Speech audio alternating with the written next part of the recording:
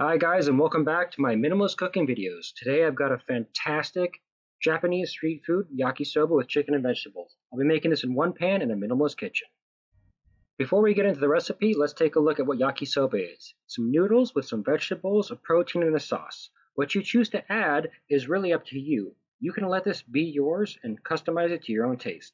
We're going to start by picking some vegetables. Here are a few different traditional vegetables that are commonly found in yakisoba. Feel free to add anything you'd like that you don't see here. Really, again, this is your recipe. Make it as you like it. With that being said, let's get started. I'll be starting my recipe with 1/2 of an onion. Begin by cutting off both ends of the onion, followed by peeling off the outer skin. Then simply make radial cuts down the onion to separate it into some smaller pieces so that everything cooks relatively fast. As you can see, this is the size that you're looking for. I like to use a little plate to separate my cut vegetables so that way everything is a little easier when I go to cook. Separate the onion pieces onto the plate before we move on to our next vegetable. Up next, we'll be cutting broccoli. Other than dropping it in the sink, what you're looking for here is a relatively fine dice. If you're using anything such as broccoli, cauliflower, carrots, or anything that's a relatively hard vegetable, you want to make sure to cut it relatively fine and into smaller pieces. Since we are only using one pan and not pre-cooking any of our vegetables, it's really important that the size of the vegetables allows them to be cooked in the yakisoba dish. This means that it's going to be quite a high heat for a short period of time. What you need to look for are small, uniform pieces of the harder vegetables. If you're using anything that's like a softer vegetable, such as a mushroom or bean sprouts, feel free to use those in slightly larger pieces. They will cook at about the same time as a hardier, richer vegetable. Place the cut broccoli next to the onion on the plate. Get everything ready for us before we move on. Next up, we have green onions. Yes, I have regular white onions as well as green onions in this dish. To me, they taste a little sweeter and they provide a little bit more complexity to the dish, so I like to include both. However, if you only have one or the other, feel free just to use that. I'll slice them down the middle, turn 90 degrees, and dice into a nice fine small mince. As you can see here, we'll place these sliced green onions onto the plate next to the broccoli and the white onions. It's really important that we have everything in place before we start cooking. Once we start, this dish comes together quite quickly. I find it nice and easy if I have everything laid out step by step so that when I need to add an ingredient, it's ready to go in, as you can see here. There's no questioning, there's no guesswork, everything goes by the numbers. The final vegetable I'll be using today is cabbage. Here I've got 4 leaves that I'm going to prepare. I'm going to cut off the thick root part of each leaf and stack them up in order to be cut into a fine dice. With the stem thick part removed, make a small book and fold in half, which you'll cut into strips. Once you have these strips, turn 90 degrees and go ahead and dice into a cube. The cabbage takes the least amount of time to cook, and I run out of room on the other plate, so I'm going to go ahead and place this onto a separate plate before moving on to our protein.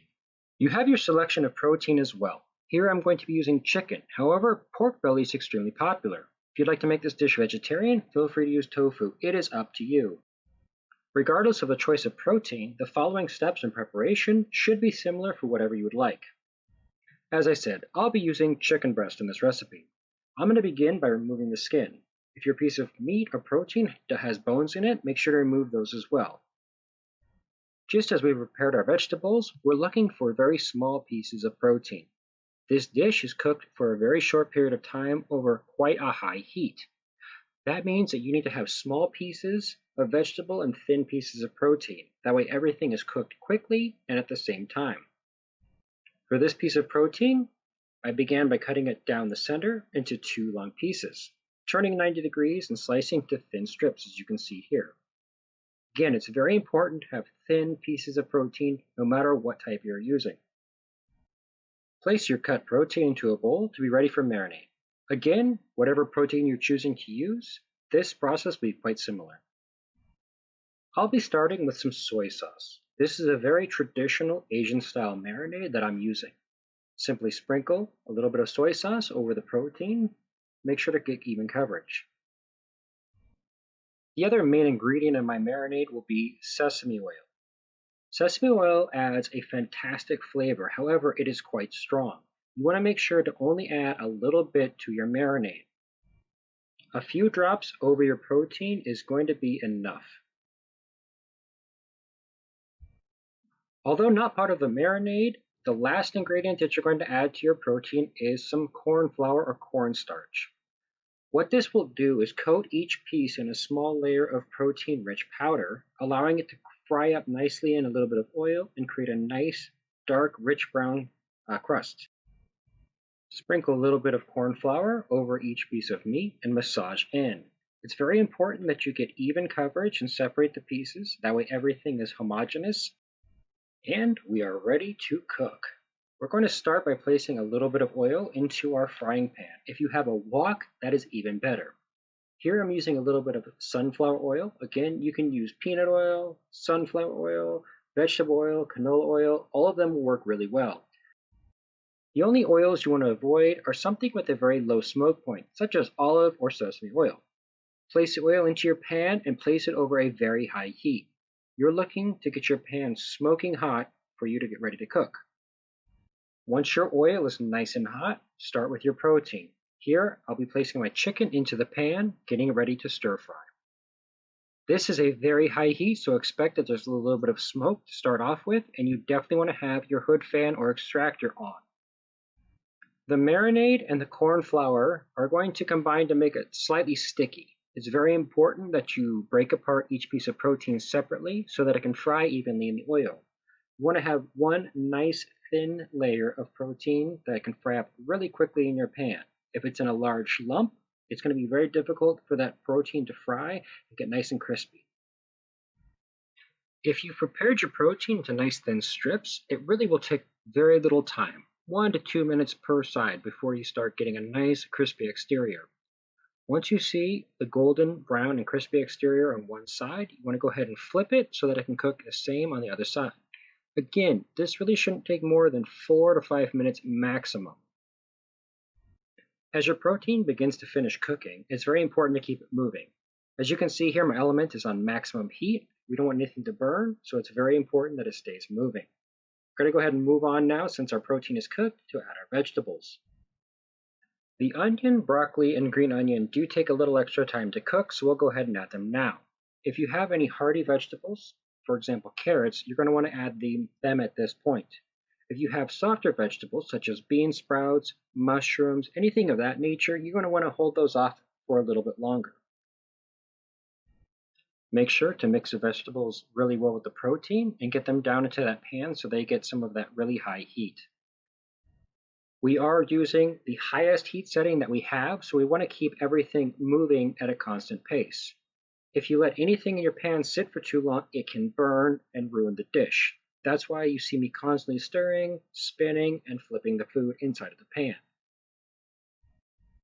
After 2 to 3 minutes of cooking the harder vegetables, as you can see here, the onion, the broccoli have become soft. We're going to go ahead and add our softer vegetables. Here, I'm adding the cabbage. With the softer vegetables in, we're going to move on to our major ingredient, the actual noodles themselves. As you can see here, I have a package of pre-cooked yakisoba noodles. You can find these in most grocery stores. Look in the Asian aisles. They are refrigerated usually, and they come vacuum packed. Keep them refrigerated, but pull them out a few minutes before you want to use them so they can come up to room temperature. I'm going to go ahead and add a nice big spoonful of cool water to the pan so that it can make a nice little steam bath for the vegetables and for the noodles. I like to mix it around, that way it can come up to temperature right before I put in the noodles. Once that's mixed in, I'm going to go ahead and make a little well in the middle and move all the vegetables out to the side. This will make a nice place for me to put the noodles so that they can fry against that high heat of the pan directly. As you can see here, I'm placing them into the pan and using my hand to shake them down and force them into the bottom of the pan. That way they're in direct contact with the heat. I needed to add 1 more spoonful of water so that the noodles could steam through completely. It's very important that there's enough heat in the noodles so that they can cook completely. I'm using a spatula and a spoon to separate the noodles as best I can as they steam and force them against the bottom of the pan so that they can cook completely. You want to let the noodles cook just long enough so that they become loose and soft. This is going to take about 2 minutes. As the noodles become soft and warm through, we are going to go ahead and move on to the final step, which is adding our sauce.